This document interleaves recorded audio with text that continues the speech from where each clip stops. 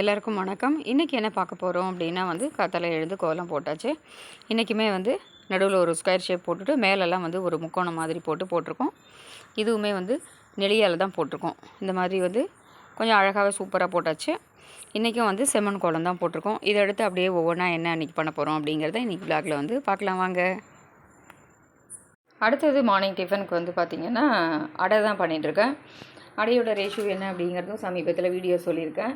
So காத்தால் அடை பார்த்துக்கலாம் அப்படின்னு சொல்லிட்டு அடை பண்ணிட்டுருக்கேன். ஒரு அடை எடுத்துகிட்டேன். இனிமேல் தான் ரெண்டாவது இனிமேல் தான் பண்ண போகிறோம்.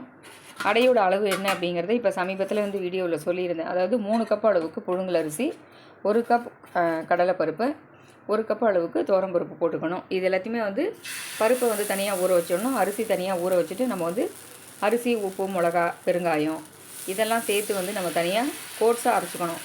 கொரகொரப்பாக ரவை மாதிரி அரைச்சிக்கணும். முடிஞ்சால் இன்னும் கூட கொஞ்சம் நம்ம கொரகொரப்பாக அரைச்சிக்கிற போது தான் அடை கிறிஸ்பியாக நல்லாயிருக்கும். ரொம்ப அடைக்கு நைஸாக அரைக்கக்கூடாது அப்படின்னு சொல்லியிருந்தேன். அதே மாதிரி பருப்பு எல்லாமும் தனித்தனியாக கோட்ஸாக ஓட்டினா தான் நல்லாயிருக்கும். ரொம்ப நைஸாக இருந்தது அப்படின்னா அடை சுமாராக தான் இருக்கும். அதனால் அந்த மாதிரி மெத்தடில் அடை பண்ணிக்கலாம். இன்றைக்கும் நான் உங்கள்கிட்ட சொன்னேன் அதே மெத்தடில் தான் மார்னிங் டிஃபனுக்கு அடை. அடுத்தது தான் நம்ம அப்படியே சமையல் பார்க்க போகிறோம். அடுத்தது இன்றைக்கி மத்தியானம் சமையல் என்ன பண்ண போகிறோம் அப்படின்னா முளைக்கீரை ஒரு மசியல் தான் பண்ண போகிறோம். முளைக்கீரை என்னென்னா இந்த மாதிரி நறுக்கி அலம்பி ரெடியாக வச்சுருக்கோம். இப்போ இதுக்கு என்ன போட போகிறோம் அப்படின்னா மசியல் அப்படிங்கிறதுனால இதில் பருப்பெல்லாம் சேர்க்காமல் நம்ம பண்ண போகிறோம். இதுக்கு ஒரு 1/4 ஸ்பூன் அளவுக்கு மஞ்சப்பொடி போட்டுக்கிறேன். கொஞ்சமாக பருப்பு சேர்க்காதனால கீரையோட குவான்டிட்டி ரொம்ப கம்மியாகிடும். அதனால் ஒரு 1/4 ஸ்பூன் கிட்ட கல்லுப்பு போட்டுக்கிறேன். உப்பு குறைவாக போட்டுக்கலாம். தேவை அப்படின்னா நம்ம பார்த்துன்னு கூட போட்டுக்கலாம். கொஞ்சமாக இதில் ஒரு 1/4 டம்ளர் அளவுக்கு ஜலம் விட்டு இதை அப்படியே வேக வச்சுக்கலாம். அதுக்கப்புறம் இதில் என்னெல்லாம் சேர்க்க போகிறோம் அப்படிங்கிறத பார்க்கலாம். நிறைய ஜலம் இல்லாமல் கம்மியான அளவே தண்ணி விட்டு இதை இப்போ அடுப்பில் வச்சு வேக வச்சுக்கலாம். இப்போ கீரையை அடுப்பில் வச்சுட்டோம். கீரை வேகட்டும். அடுத்தது இதில் என்னெல்லாம் சேர்த்து மசியல் பண்ண போகிறோம் அப்படின்னு பார்க்கலாம். இந்த பக்கம் அடுப்பில் சாதம் பருப்பு குக்கரில் வச்சுருக்கேன். சாம்பாருக்கும் சாதத்துக்கும் வச்சுருக்கோம். என்ன சாம்பார் பண்ண போகிறேன்னு தெரியல, இனிமேல் தான் பண்ணணும். ஸோ என்ன பண்ணுறேன் அப்படிங்கிறத பண்ணும்போது பார்க்கலாம். கீரையும் வேகட்டும். அடுத்தது இதில் என்ன சேர்க்குறோம் அப்படிங்கிறதையும் பார்க்கலாம். இப்போ கீரைக்கு நம்ம அரைச்சிக்க போகிறோம். ஒரு 1/2 கப் அளவுக்கு தேங்காய் மூடி எடுத்துக்கலாம். ஒரு மூடியில் பாதி அளவுக்கு தேங்காய் எடுத்துக்கலாம். இதுக்கு காரத்துக்கு 2 பச்சை மிளகாய் போட்டுக்கலாம். அதுக்கப்புறம் 1 ஸ்பூன் ஜீரகம் போட்டுக்கலாம். இது எல்லாத்தையும் நல்லா கெட்டியாக அரைச்சிக்கலாம். ரொம்ப ஜாஸ்தி தண்ணி விட வேண்டாம். முதல்ல கோட்ஸாக ஓட்டிட்டு அதுக்கப்புறம் கொஞ்சமாக தண்ணி விட்டு நம்ம அரைச்சிக்கலாம். ஏன்னா பருப்பு சேர்க்காத கீரை மசியல் பண்ண போகிறோம் அப்படிங்கிறதுனால ஜாஸ்தி ஜலம் விட்டோம்னா ரொம்ப ஓடுற மாதிரி ஆகிடும். அதனால் இதை கெட்டியாக அரைச்சி எடுத்துக்கலாம். கீரை நல்லா வெந்துடுத்து பாருங்கள். உங்களுக்கு பார்க்கும்போது முதல்ல நிறைய இருக்க மாதிரி இருக்கும். வெந்துடுத்து அப்படின்னா ரொம்பவே கம்மியாகிடும். இப்போ இந்த அரைச்சி வச்சுருக்க விழுதை நம்ம அப்படியே அதில் சேர்த்துடலாம்.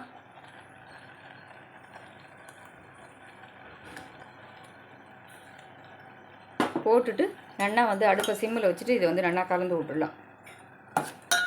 ஜாரில் இருக்கிறதையும் எல்லாத்தையும் சேர்த்து அதோட பண்ணிடலாம். ரொம்ப தண்ணி இல்லாமல் கீரை மசியல் அப்படின்னா கெட்டியாக இருக்கணும். இந்த மாதிரி பக்குவமாக இருக்கணும். ஜாரில் இருக்கிறதையும் நம்ம எல்லாத்தையும் அதில் சேர்த்துடலாம். இப்போ நமக்கு கீரை மசியல் நல்லா ரெடியாக எடுத்து பாருங்கள்.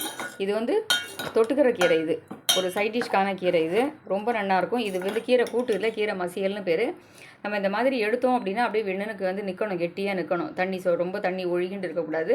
இந்த மாதிரி இருந்தால் தான் நம்ம அரைச்ச கலவையும் அந்த கீரையில் இருக்கிற ஜலமும் சேர்ந்து எல்லாம் நல்லா பைண்ட் ஆகணும். அந்த அளவுக்கு நமக்கு நல்லா ஒரு கொதி விட்டு எடுத்துக்கணும். ஜலம் ஜாஸ்தி தண்ணி விட்டு கொதிக்க வைக்கக்கூடாது. இந்த மாதிரி இருக்கணும். இப்போ இதில் நம்ம அப்படியே ஒரு கடுகு, பெருங்காயம், ஒரு காஞ்ச மிளகாய் தாளித்து கொட்டிட்டோம் அப்படின்னா கீரை மசியல் ரெடி ஆகிடும். அடுத்தது சாம்பார் பண்ணிக்கலாம். இப்போது அடுத்தது கத்திரிக்காய் தான் சாம்பார் பண்ண போகிறோம். கத்திரிக்காய் இந்த மாதிரி நான் ஜலத்தில் நறுக்கி போட்டுடலாம். ஒரு 4 கத்திரிக்காய் கிட்ட நறுக்கின்றிருக்கேன். இதை எந்த பாத்திரத்தில் சாம்பார் வைக்க போகிறோமோ அதில் போட்டுக்கலாம். கத்திரிக்காய் தண்ணியில் தான் நறுக்கி போடணும். அப்படி இல்லைனா கருத்து போயிடும். இதுக்கு மீடியம் சைஸில் ஒரு தக்காளியும் நறுக்கி வச்சுருக்கேன். அதுக்கப்புறம் இதுக்கு தேவையான அளவு கொஞ்சம் மஞ்சப்பொடி போட்டுக்கலாம். ஒரு 1/4 ஸ்பூன் கிட்ட மஞ்சப்பொடி போட்டுக்கலாம். நம்ம பருப்புலேயுமே மஞ்சப்பொடி போட்டிருக்கோம். பட் இருந்தாலும் கொஞ்சமாக சாம்பாரில் மஞ்சப்பொடி போட்டுக்கலாம். அடுத்தது 1 ஸ்பூன் கல் உப்பு போட்டுக்கிறேன். அடுத்தது ஒரு 1/2 ஸ்பூன் கிட்ட சாம்பார் பொடி போட்டுக்கலாம். உங்கள் சாம்பார் பொடி எந்த அளவுக்கு கூடுதல் காரம் இருக்குது அப்படின்றத பார்த்துன்னு நீங்கள் போட்டுக்கோங்க. நான் ஒரு 1/2 ஸ்பூன் கிட்ட போட்டுருக்கேன். நாங்கள் ஒரு 2 பேர் தானே அப்படிங்கிறதுனால அந்த அளவுக்கு போட்டுருக்கேன். இப்போ ஒரு சின்ன லெமன் சைஸ் வந்து புளி எடுத்து கரைச்சி வச்சுருக்கேன். அந்த புளியை வந்து இதில் சேர்த்துடலாம். கத்திரிக்காய் சாம்பாருக்கு வந்து ஜாஸ்தி புளி தேவைப்படாது, அதனால் பார்த்துட்டு கொஞ்சம் கொஞ்சமாக விட்டுக்கோங்க. இப்போ அடுப்பில் வந்து ஒரு சின்ன கடாய் வச்சுருக்கேன். இது அப்பளம் பொரிச்ச கடாய் தான், ஸோ அதனால் வந்து அதிலே வந்து அப்படியே வச்சுக்கலாம். வந்து ஒரு சின்ன கட்டி வந்து பெருங்காயம் போட்டுருக்கேன். ஒரு ஸ்பூன் வந்து கடுகு போட்டுக்கலாம். சாம்பாருக்கு எப்போவுமே நான் சொல்கிற மாதிரி தான், முதல்லே வந்து தாளித்து கொட்டிட்டோம் அப்படின்னா ரொம்ப நல்லாயிருக்கும். ஒரு 1/4 ஸ்பூன் கிட்ட பெருங்காயம். இதெல்லாம் வந்து நல்லா பொரிஞ்செடுத்துனா அப்படியே எடுத்து நம்ம வந்து சாம்பாரில் போட்டுட்டோம் அப்படின்னா அதுக்கப்புறம் அப்படியே கொதிக்க வச்சுக்கலாம். இப்போது கடுகு, பெருங்காயம், வெந்தயம் எல்லாம் தாளித்து கொட்டிட்டோம். இப்போ அடுப்பில் வந்து சாம்பார் வச்சாச்சு. சாம்பார் கொதிக்கட்டும். அதுக்கப்புறம் வந்து பருப்பு மசி மேலாக விட்டுக்கலாம். சாதம் பருப்பும் வச்சாச்சு. இது கொதித்த உடனே நம்ம வந்து ரெடி ஆகட்டும். இதில் வந்து சின்னதாக ஒரு குட்டியான சைஸ்க்கு ஒரு என்ன சொல்கிறது, ஒரு சுண்டைக்காய் அளவுக்கு வந்து வெல்லம் போட்டிருக்கேன். உங்களுக்கு இந்த டேஸ்ட் பிடிக்கும் அப்படின்னா வந்து நீங்கள் போட்டுக்கோங்க, வேண்டாம்னா ஸ்கிப் பண்ணிக்கலாம். நாங்கள் எப்போவுமே வந்து சாம்பார் ரசத்தில் வந்து சின்னதான ஒரு பீஸ் வந்து வெல்லம் சேர்த்துப்போம். அந்த புளிப்பு, உப்பு, காரத்தோடு சேர்ந்த ஒரு ஸ்வீட் இருந்தால் எங்களுக்கு பிடிக்கும் அப்படிங்கிறதுனால ரெகுலராகவே அந்த மாதிரி சேர்த்துப்போம். வெல்லமும் வந்து சின்ன பீஸ் போட்டிருக்கேன். உங்களுக்கு ஓகே அப்படின்னா நீங்களும் போட்டுக்கோங்க. இது ரெடி ஆகட்டும், பார்க்கலாம். இப்போ சாம்பார் வந்து நல்லா கொதிச்சு எடுத்து கத்திரிக்காயும் நல்லா வந்து வெந்தெடுத்து அந்த புளி வாசனை போகிற அளவுக்கு நல்லா வந்து வெந்தெடுத்து நம்ம இந்த மாதிரி வேக வச்ச பருப்பை வந்து நல்லா மசிச்சு வச்சுருக்கோம்.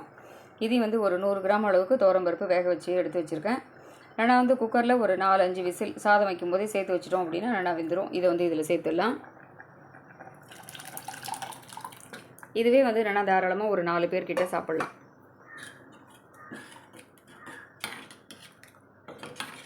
நல்லா ஒரு கொதி வந்துடுச்சுன்னா மேலாக வந்து நம்ம கொத்தமல்லி, கருவேப்பிலை அப்படி போட்டுக்கலாம். நமக்கு எந்த அளவுக்கு பதம் திக்னஸ் இருக்குது அப்படிங்கிறத பார்த்துட்டு அதுக்கு தகுந்த மாதிரி ஜலம் விட்டுக்கலாம். கொஞ்சமாக வந்து இந்த பருப்பு பாத்திரத்தில் ஜலம் விட்டு அட்ஜஸ்ட் பண்ணி அதையும் வந்து அதிலே சேர்த்துருவோம். இப்போது சாம்பார் வந்து நல்லா கொதிச்செடுத்து ரெடி ஆகிடுது. இப்போ மேலாக அப்படியே வந்து கொத்தமல்லி தழையை தூவிடலாம். இதோடு சேர்ந்து கொத்தமல்லி தழையை தூவிட்டு ஒரு கொதி வந்துடுச்சுன்னா அப்படியே ரொம்ப வாசனையாக இருக்கும். இந்த மாதிரி கொதிக்கும் போதே வந்து கொத்தமல்லி தழை மேலாக போட்டுட்டு ஒரு தடவை நல்லா கலரி விட்டுடணும். கலரி விட்டுட்டோம் அப்படின்னா அது கொதித்து வரும்போது அப்படியே எல்லா இடத்துலையும் பிரண்டு கொதிக்கும் போது அதோடய வாசனை ரொம்ப சூப்பராக இருக்கும். அப்படியே மூடி வச்சிட்டாலும் நல்லாயிருக்கும். ஸோ இன்றைக்கி என்ன சமையல் அப்படின்னு பார்த்துருப்பீங்க. சுட சுட சாதம், பருப்பு, அதுக்கப்புறம் வந்து தண்டிக்கீரையில் வந்து முளைக்கீரையில் ஒரு மசியல் பண்ணியிருக்கோம். பருப்பு சேர்க்காமல் மசியல் எப்படி பண்ணுறது அப்படிங்கிறத பார்த்துருப்பீங்க. அதுக்கப்புறம் கத்திரிக்காய் சாம்பார். சாம்பார் ஆஸ் யூஷுவல் எல்லாருக்குமே தெரிஞ்ச விஷயம் தான், இருந்தாலும் நான் பண்ணுற மெத்தட் எப்படிங்கிறதையும் சொல்லியிருக்கேன். முதல்லையே தாளித்து கொட்டிட்டு தான் நான் எப்போவுமே சாம்பார் பண்ணுவேன். அந்த மாதிரி பண்ணும்போது எப்போவுமே ரொம்ப வாசனையாக ரொம்ப மணக்க சூப்பராக இருக்கும். கடைசியில் தாளித்து கொட்டதை விட முதல்ல தாளித்து கொட்டும்போது ரொம்ப நல்லாயிருக்கும். சுட சுட கத்திரிக்காய், தக்காளிலாம் போட்டு சாம்பார், கீரை மசியல். நீங்கள் வந்து இந்த மாதிரி மெத்தடில் ட்ரை பண்ணி பாருங்கள், எப்படி இருக்குன்னு சொல்லுங்கள். இதே மாதிரி மறுபடியும் வேறொரு வீடியோவில் சந்திக்கிறேன். நன்றி, வணக்கம்.